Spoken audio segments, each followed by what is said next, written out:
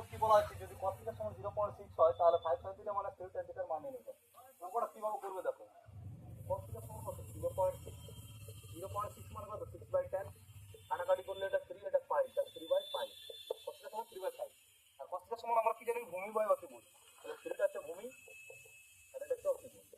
আর আমরা কি জানি, ভূমি আর অতিভুজের মান দেওয়া থাকলে লম্বের মানটা কি করে পারবো, লম্ব সমান হবে √10 অতিভুজ স্কয়ার মাইনাস কি ভূমি স্কয়ার মাইনাস ভূমি স্কয়ার। ক্লিয়ার? তাহলে √10 কত, অতিভুজটা আমাদের কত হচ্ছে 5, 5 এর স্কয়ার, আমার ভূমিটা কত 3 স্কয়ার, কত হচ্ছে 225 মাইনাস 9 সমান √16 সমান কত হচ্ছে 4, লম্বটা আমাদের কত হচ্ছে 4।